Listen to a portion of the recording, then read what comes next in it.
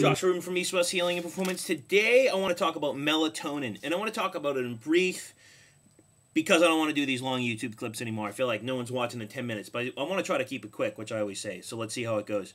I find more and more people are taking melatonin. They know little about it, and it's creating more dysfunction as they take it. And the problem is you have to figure out, why can't you sleep? Melatonin does not cause you to sleep.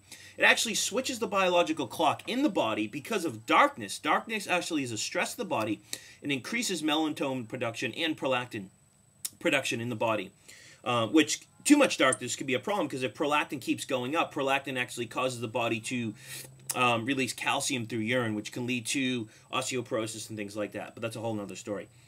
So the problem with melatonin is you got to figure out, why can't you sleep? Is it you're eating the wrong foods prior to going to bed? Are you not eating foods prior to going to bed? Are you watching TV and reading on the computer and the light stimulating cortisol production in the body, and you can't fall asleep? Are you drinking alcohol before you go to sleep, and your blood sugar dropping so low when you go to bed, and your body releases adrenaline that you wake up? So there's many factors that involve this. I find that most people, it's blood sugar issues why they can't sleep, as well as light, but mostly blood sugar. They're eating refined carbohydrates prior to going to bed, or they're not eating the right foods prior to going to bed, which is super important in order to regulate their blood sugar through the night. So what's the problem with taking excess melatonin over and over and over again? I talked to a lady the other day that was actually taking it for 2 years, and she feel like it's helping. The problem is anything in excess. A supplement is supposed to supplement a process. You know, anything from 1 to 3 months to create some homeostasis, along with doing nutritional lifestyle principles. So if you continually have to take it, you're kind of band-aiding a hole in the hose, per se, and you're not really fixing the problem. So why don't I like melatonin? Well, melatonin is actually is released in the body in response to stress. And they've shown that in excess, it actually can shrink the thymus gland. Well, the thymus gland is right behind the sternum here. Supposedly, they say, whoever they is, that as we're younger, it's bigger. As we get older, it shrinks. But there's more research to show that it shrinks because of melatonin production, estrogen production, all these things. But the thing is, the thymus gland is a huge, important gland in response or as a part of the immune system. And what are some of the most common diseases we're seeing today? Autoimmune diseases. Well, if you're under chronic stress, or if you take an excess melatonin, that actually stimulates the production of estrogen.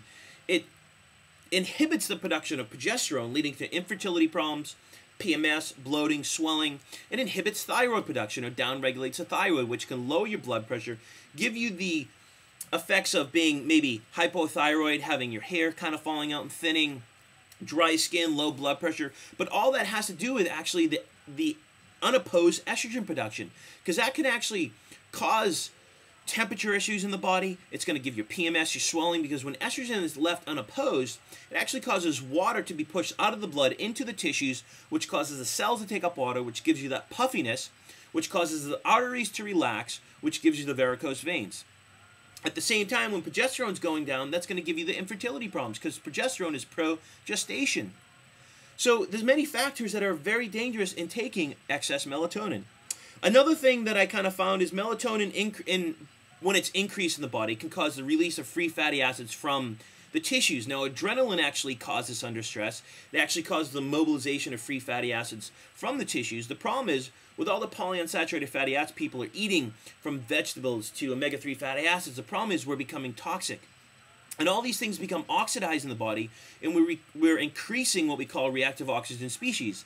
Now, if we're stressed and we're releasing free fatty acids from our tissues and they're polyunsaturated, that's even more of a stress. And when you release that, prolactin's going to go up, adrenaline's going to go up, estrogen's going to go up, cortisol's going to go up, on and on and on. And this perpetuates the stress cycle.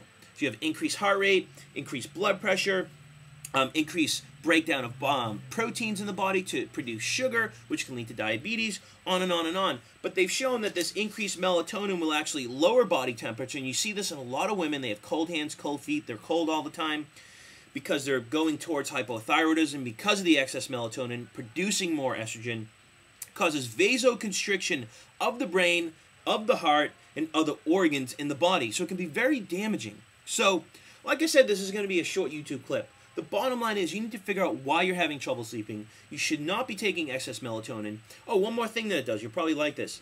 They've shown through research that excess melatonin will actually shrink the genital tissues of males and females. More common in men than women, but it'll shrink the genital tissues in men and women, which can lead to urinary incontinence, weak pelvic floor, could lead to low back pain, It can lead to infertility. It can lead to erection problems, libido problems, on and on and on. These are the things you're seeing nowadays. And most people think that it's okay to take melatonin. Before you put something in your mouth, you need to do the research. And you need to do the research and find out what's out there. Not just all the good articles about it. You need to read some of the bad stuff to get both sides of the fence, to really make a good decision to find out what's best for you. Don't take something because someone said it's good for you. Don't listen to everything you hear. Don't listen to everything I'm saying. Go research it.